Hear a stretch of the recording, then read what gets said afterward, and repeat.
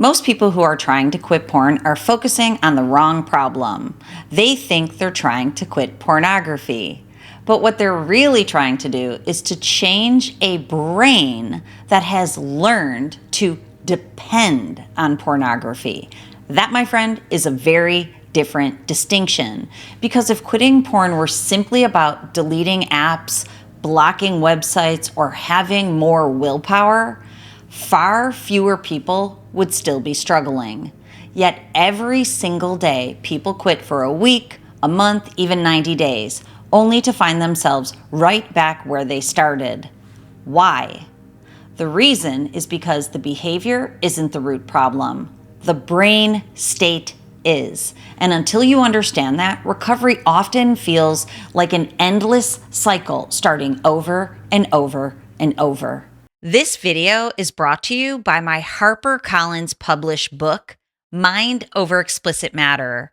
If you're ready to quit porn and reclaim your life mentally and physically, go over to drtrishleigh.com/book. I'm Dr. Trish Leigh, cognitive neuroscientist, and your biggest supporter. Welcome back to the podcast. I am very excited to dive into this topic because I really want you to understand this so you can succeed in the least amount of time possible with the least amount of effort necessary. So get a cup of joe, buckle up, let's go. Okay, one of the biggest misconceptions about pornography is that it is a discipline problem. People tell themselves, I just need more self-control, or I need to try harder. But imagine trying to eat in a healthy way while your brain constantly craves sugar. It's dependent on it. Eventually, willpower gets exhausted. Well, the same thing happens with pornography. Porn doesn't just activate pleasure. It activates anticipation, novelty, reward, fantasy, and high levels of dopamine. It taps directly into the brain's motivational circuitry. So when people say, just stop watching, they're often asking someone to override one of the most powerful learning systems in the human brain without understanding how the system works. And that is why I am here. I'm here to introduce a framework that helps explain to you what is actually happening. So first, let's talk about the hijack. The reward system gets captured by highly stimulating content. Pornography creates a powerful dopamine response because it combines novelty, anticipation, and very high levels of reward in a way that the brain was never evolved to handle. So over time, the brain begins paying more attention to the source of stimulation because it has learned that it delivers a very fast and very reliable reward. The brain isn't trying to sabotage you. It's doing what brains do best. It's learning. Okay, so after the hijack comes the miswire. The brain starts adapting around the behavior. It develops pathways that associate stress relief, boredom relief, loneliness relief, and emotional regulation with pornography. At this point, pornography isn't simply something that you watch. It becomes something your brain expects when discomfort shows up. This is why so many people are confused by their relapses. People tell me all the time, I wasn't even thinking about sex. Exactly, because many relapses don't start with desire.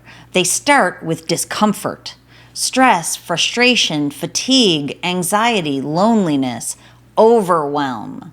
The urge is rarely, I need porn. The urge is actually, I need relief. Pornography simply became the route that your brain learned to take to get relief fast. This is the very reason that removing pornography doesn't always solve the problem, because the pathways remain. The brain has already learned where to go when life becomes difficult. And unless those pathways are replaced with something healthier, the brain will continue returning to the route it knows best.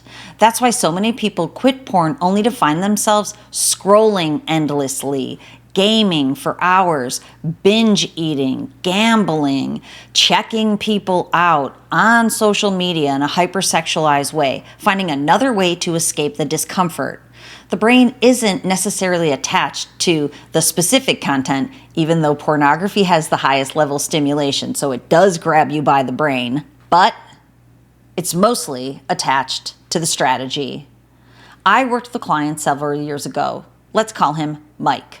Mike was incredibly successful. He was married, he had children that he loved, he owned a business, and he looked like, on the outside, that he had everything together. Yet, he had spent years trapped in a cycle of quitting and relapsing. 7 days, 14 days, 30 days, 90 days, then back again. Every relapse felt completely devastating to him because every time he genuinely believed this time would be the last time. When we started looking at his brain and his behavior together, something became totally obvious. The relapse never actually started with pornography. It started much earlier. Stress at work, mental exhaustion, isolation, mindless scrolling, then pornography. The porn wasn't the beginning of the cycle. It was the final step. Once he could see the pattern, everything changed for him.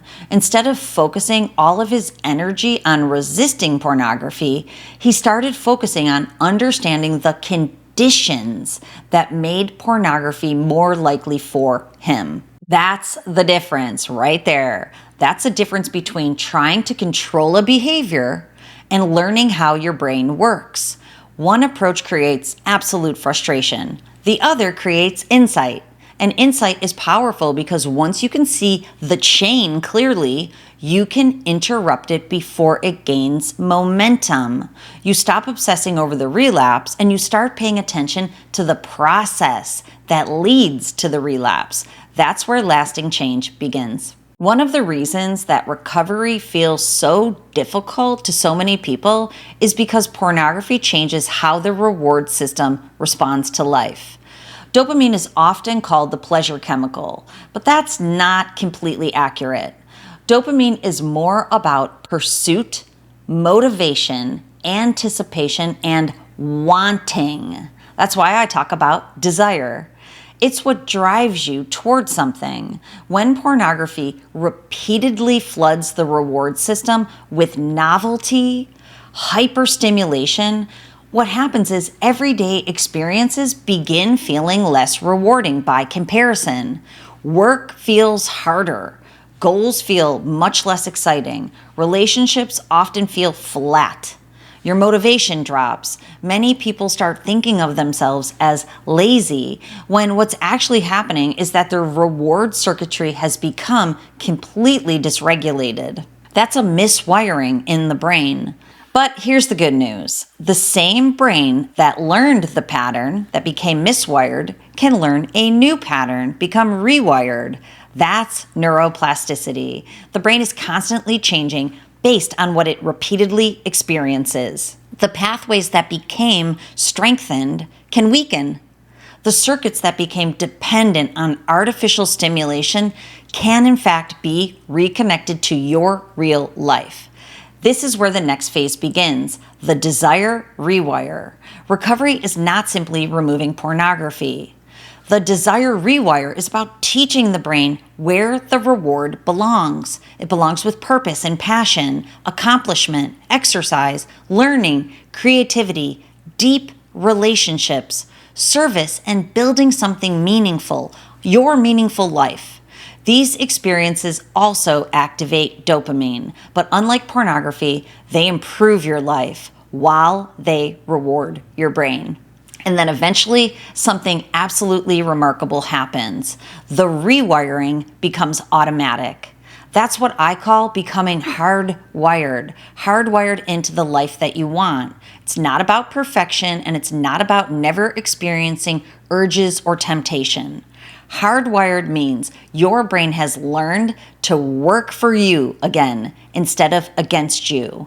Real life becomes rewarding again. Purpose becomes rewarding again. Connection feels great. Your brain stops constantly pulling you toward artificially high stimulation because it has become invested in your actual life again.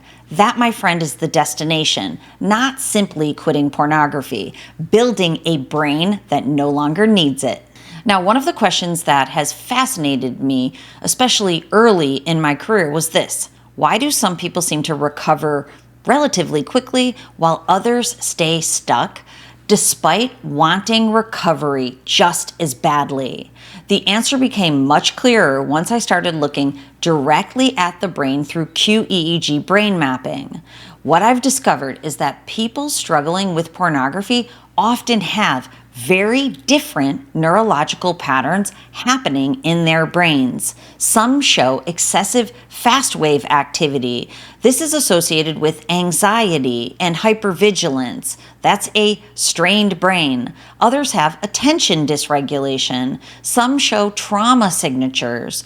Others have reward system dysregulation. Many people have a combination of several of those factors. Yet most recovery programs give everyone the exact same advice.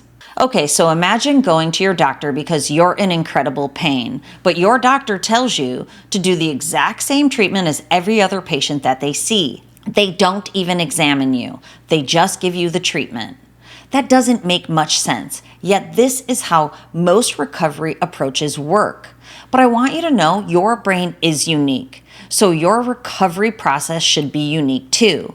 That's why I believe in brain mapping as such a powerful tool in this journey. Instead of guessing, we can actually see what's happening in your brain. Instead of asking, why can't I quit? We can start asking, what is my brain doing that keeps pulling me back? Brain mapping allows us to identify overactivity, underactivity, dysregulation, and imbalance. For many people, seeing their brain for the first time is incredibly relieving because the struggle finally starts to make sense. And when something becomes measurable, it becomes trainable. That's where neuromodulation technology comes in. Neuromodulate means to alter your brain performance. Neuromodulation isn't about forcing change through willpower.